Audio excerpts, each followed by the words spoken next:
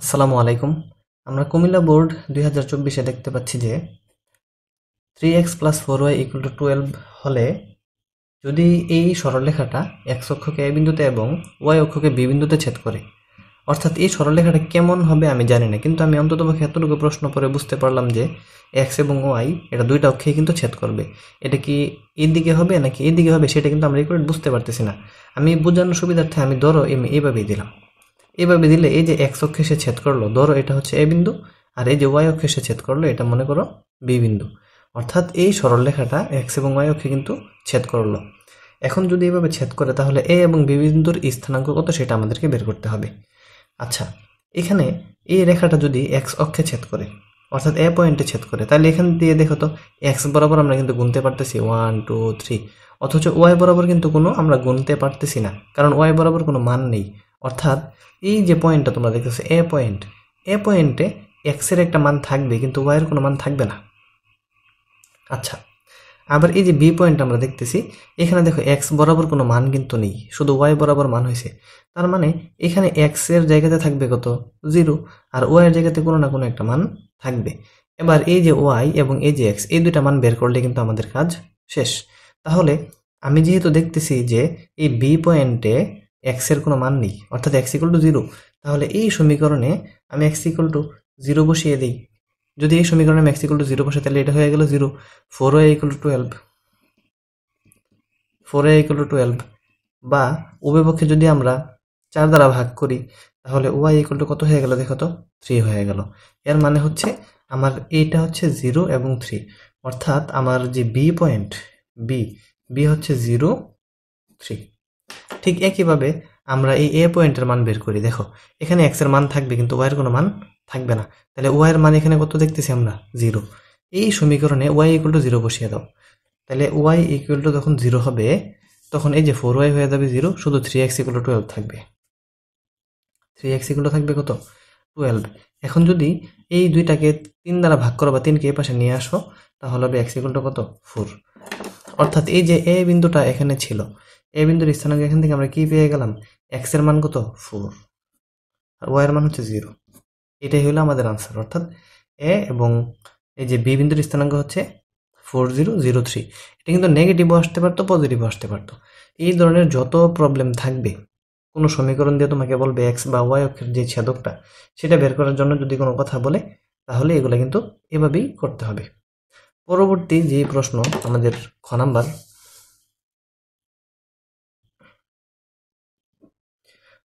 আমাদেরকে বলছে যে এম বিন্দুটি সি ও ডি বিন্দু দুই হতে সমদূরবর্তী হলে, এম বিন্দুটি যদি সি ও ডি হতে সমদূরবর্তী হয়, তার মানে এই যে দুইটা বিন্দু আমি এখানে বসিয়ে রাখছি, দেখো আমাদের সি বিন্দু হচ্ছে -3 4, অর্থাৎ এটা হচ্ছে আমাদের সি বিন্দু, আর 4 -5 হচ্ছে আমাদের ডি বিন্দু।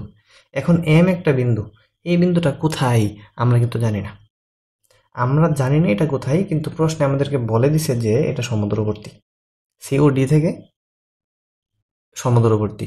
সমদূরবর্তী এটা নিচে হইতে পারে, এটা উপরে হইতে পারে। আমি ধরলাম যে এখানে, আমি ধরলাম এটা হইলো এম, তাহলে এটার স্থানাঙ্ক কত এক্স ওয়াই আমাদের প্রশ্নে দেওয়া আছে। এখন যদি এম থেকে সি ও ডি সমদূরবর্তী হয় তাহলে এম থেকে যে সি এর দূরত্ব এটা যা হবে, এই এম থেকে ডি এর দূরত্ব কিন্তু তা হবে। অর্থাৎ এই দূরত্বটা এবং এই দূরত্বটা পরস্পর সমান হবে। তাহলে আমি এখন কি করব, আমি এখন এই যে সি এম এর দূরত্ব একবার বের করব, তারপর ডি এম এর দূরত্ব একবার বের করব, এবং প্রশ্ন মতে দুইটা দূরত্ব কিন্তু কি হবে সমান হবে। তোমরা চাইলে এটা আলাদা আলাদাভাবেও করতে পারো অথবা একসাথেও কিন্তু করতে পারো।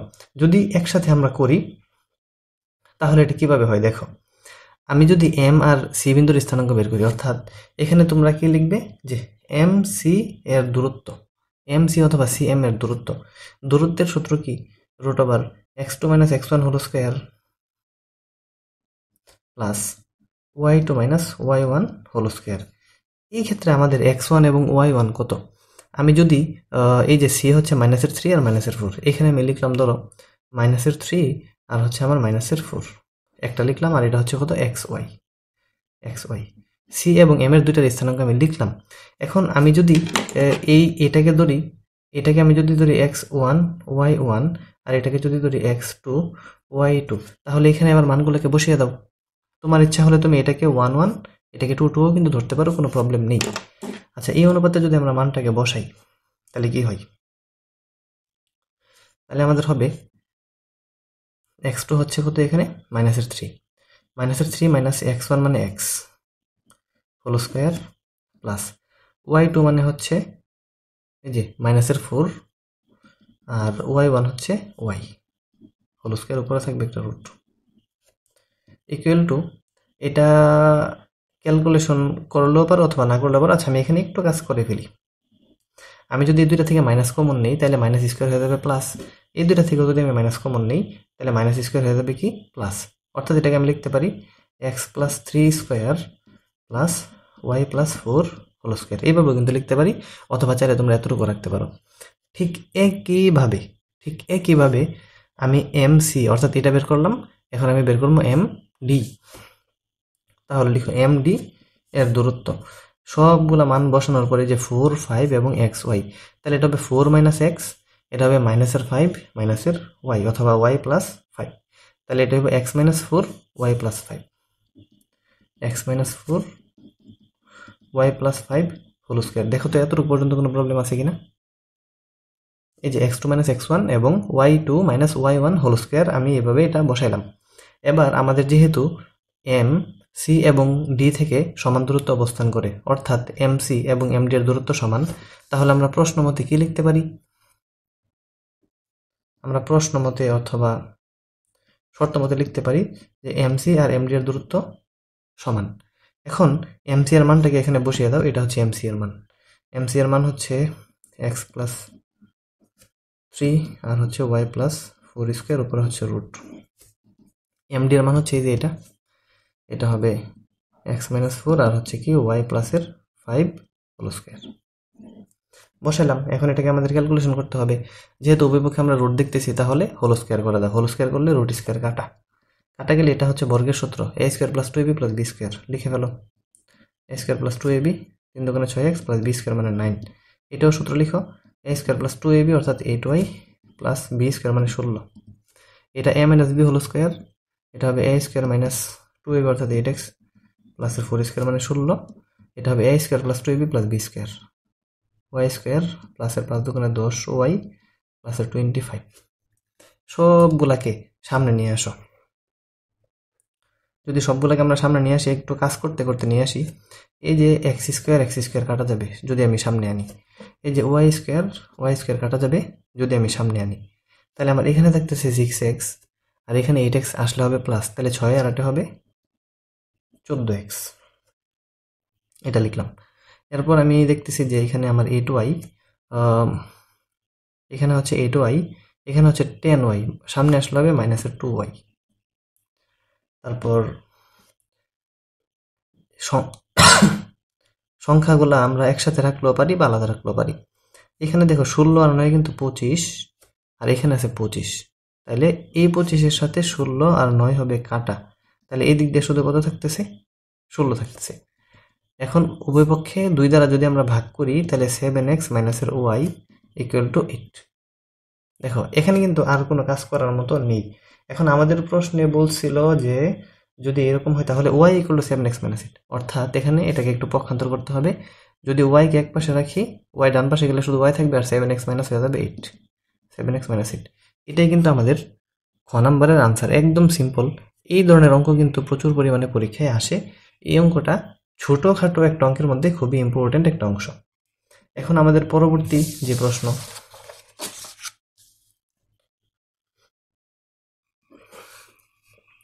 আমাদের এখানে বলছে ABCD, তাহলে আমাদের আগে স্থানাঙ্কগুলো বসিয়ে নিতে হবে। আচ্ছা, আমরা প্রথমত এই যে ক নাম্বারে এ এবং বি এর স্থানাঙ্ক কিন্তু বের করেছিলাম। আমি সরাসরি এখন স্থানাঙ্কটা এখানে বসিয়ে ফেলি। আমাদের এ ছিল 40, তারপর আমাদের বি ছিল কত 03, এই দুইটা কিন্তু আমরা ক নাম্বারে বের করেছি। সি এবং ডি আমাদের উদ্দীপকে আছে। সি হচ্ছে -3 -4 আর ডি হচ্ছে 4 -5। এই হলো বিন্দুগুলা। এখন এই বিন্দুগুলাকে আমাদের গ্রাফে স্থাপন করতে হবে। তাহলে আসলে আমরা এটা গ্রাফে স্থাপন করি। এটা হলো একটা গ্রাফ, এটা এক্স অক্ষ, এটা হচ্ছে ওয়াই অক্ষ। তোমরা গ্রাফ পেপার নেবে এবং এগুলো কিন্তু অবশ্যই গ্রাফ পেপারে স্থাপন করবে। এ যদি 4 0 হয় তাহলে আনুমানিক 1 2 3 4 এক্স অক্ষের পজিটিভ দিকে আনুমানিক এখানে হবে, এটা হবে এ। আচ্ছা, তারপর বি যদি 0 3 হয় তাহলে 0 3 ঘর যাবে উপরে, আনুমানিক এখানে হবে বি। তারপরে যে সি হচ্ছে মাইনাসের 3 মাইনাসের 4 মাইনাসের 3 মাইনাসের 4, তার মানে নিচের দিকে হবে, আনুমানিক এখানে হবে সি। তারপর হচ্ছে ডি, ডি হচ্ছে আমাদের 4 মাইনাসের 5, এই যে 4 মাইনাসের 5, তার মানে আনুমানিক এখানে হবে, এই হলো ডি। এবার এগুলাকে যোগ করো, এই যে যোগ করলাম হয়ে গেল একটা চতুর্ভুজ। এই চতুর্ভুজের মধ্যে প্রথম, দ্বিতীয়, তৃতীয় এবং চতুর্থ চতুর্ভাগ, এটা তোমরা ত্রিকোণমিতিতে কিন্তু পড়েছ। আমাদের প্রশ্ন ছিল যে এই বিন্দুগুলা থেকে যেই অংশটা বা এই চতুর্ভুজের যে অংশটা চতুর্থ চতুর্ভাগে অবস্থান করবে, অর্থাৎ এই জায়গাটা তার ক্ষেত্রফল বের করতে হবে। এখন আমরা ক্ষেত্রফলের জন্য কিন্তু ত্রিভুজ এবং চতুর্ভুজের সূত্র দিয়েও করতে পারি এবং বহুভুজের যে ক্ষেত্রফলের সূত্র সেটা দিয়েও কিন্তু করতে পারি। বিশেষ করে আমরা এই ধরনের সমস্যাগুলোর মধ্যে বহুভুজের ক্ষেত্রফলটা সবচেয়ে বেশি ব্যবহার করি এবং করব, কারণ এটা আমাদের জন্য ইজি এবং অনেক সময় সাপেক্ষ। আর যদি আমরা ত্রিভুজ বা চতুর্ভুজের ক্ষেত্রফলে করতে যাই আমাদের কিন্তু অনেক সময় নষ্ট হবে। তাহলে আমি এটা বহুভুজে করব। এখন করতে গেলে আমার এই যে পয়েন্টগুলো দেখো, একটা, এই যে দুইটা, তিনটা এবং চারটা, আমার এই চারটা পয়েন্ট জানতে হবে, কারণ চতুর্থ চতুর্ভাগের চতুর্ভুজটা হয়েছে এটা, এই যে এটা আমি একটু মোটা করে দিলাম, এই চতুর্ভুজটা। এখন এই চতুর্ভুজের মধ্যে আমি শুধু ডি এবং এ এর স্থানাঙ্ক জানি, এই যে ডি এবং এ, এটাও আমি কিন্তু জানি, এটা হচ্ছে মূলবিন্দু ও ধরলাম, এটাও আমি জানি 0 0, কিন্তু আমি শুধু একটা জানি না, সেটা হচ্ছে এটা, এই পয়েন্টটা আমি জানি না। তো এই পয়েন্টটাকে ধরলাম আমি পি। তাহলে পি বিন্দুর স্থানাঙ্ক আমি কিভাবে বের করব?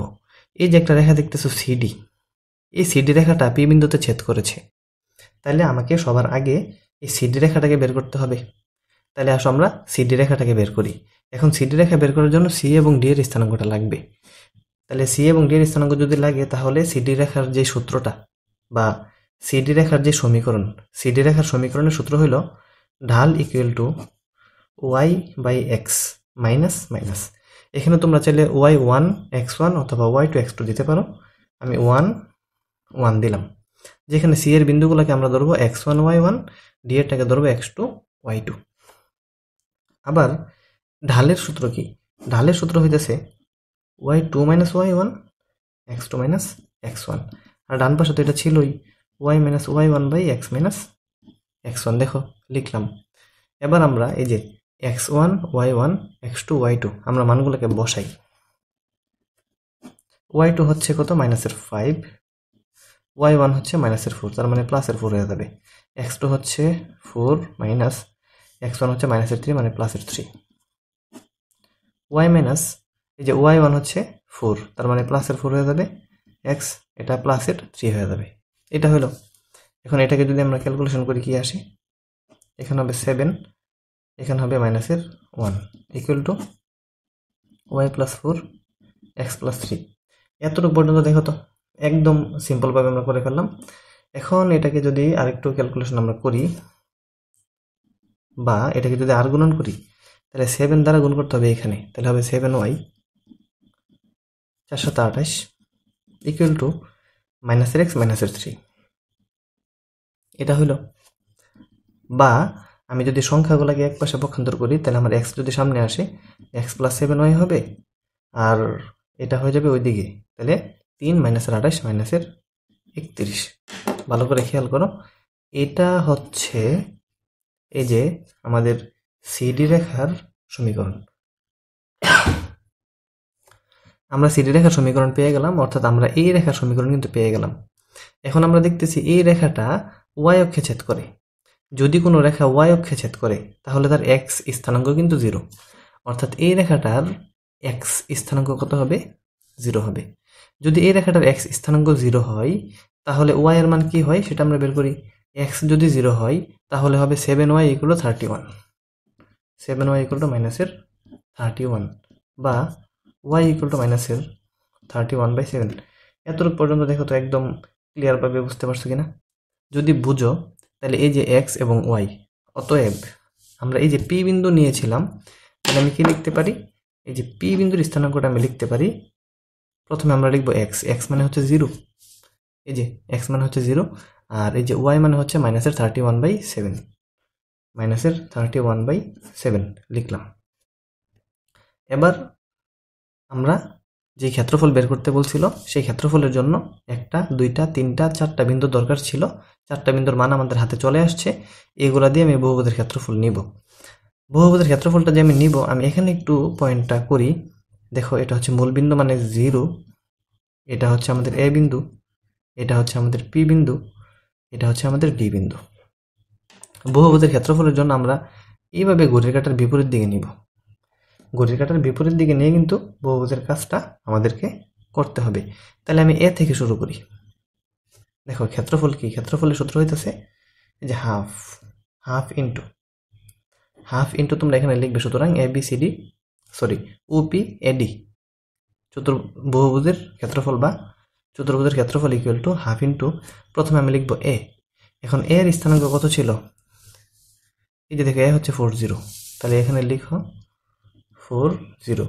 তারপর এ যেহেতু লিখলাম, এইভাবে ঘড়ির কাঁটার বিপরীতে ঘুরলে এরপরে লিখতে হবে ও, তাহলে ওর স্থানাঙ্ক কত 0 এরপর ওর পরে লিখতে হবে পি, এই যে পি এর স্থানাঙ্ক আমরা একটু আগে পাইছিলাম 0 মাইনাসের 31/7, তাহলে 0 মাইনাসের 31 কত 7। পি এর পরে লিখতে হবে ডি, অর্থাৎ এটা এভাবে করতে থাকবে, পি এর পরে হবে ডি, ডি এর স্থানাঙ্ক একদম দেখো এখানে 4 মাইনাসের 5, 4 মাইনাসের 5। এখন আমাদের কিন্তু শেষ, আমরা শুরু করছি এ থেকে, তাহলে এই এ থেকে শুরু করছি, এই এ দিয়ে কিন্তু শেষ করতে হবে 40। এখন এটাকে ক্যালকুলেশন করলে আমাদের কাঙ্ক্ষিত আনসার চলে আসবে। ক্যালকুলেশনটা হবে কিভাবে, প্রথমে এইভাবে গুণ করতে হবে, এই যে এটা, তারপরে যে এটা, তারপরে যে এটা, তারপরে এটা, তাহলে এই গুণ ফলগুলোর রেজাল্ট কি হয়, 40 মানে 0 প্লাস এটার গুণফল মানে 0 প্লাস এটার গুণফল কিন্তু 0, এটার গুণফল 0। দেখো 0 দ্বারা আমরা যাকে গুণ দিতেছি সেটাই কিন্তু কি হইতেছে 0, তাহলে সামনে সবগুলোই 0 হয়ে গেল, সূত্রের মাইনাস। এবার গুণ হবে এইভাবে 0 0 0 প্লাস আবার এটা 0 0 0, তারপর এটা দিয়ে এটা প্লাসে মাইনাসে হয়ে যাবে মাইনাস 4 × 31/7, তারপর এটা দিয়ে এটা 4 5 20 মাইনাসের 20, এটা সেকেন্ড ব্র্যাকেট দাও, বর্গ একক, এখানে একটা সেকেন্ড ব্র্যাকেট দাও। এখন ক্যালকুলেটরে সম্পূর্ণটাকে যদি আমরা ক্যালকুলেশন করি, তাহলে আমাদের আনসারটা আসবে 134/7 বর্গ একক। এটাই কিন্তু আমাদের এই অঙ্কের আনসার।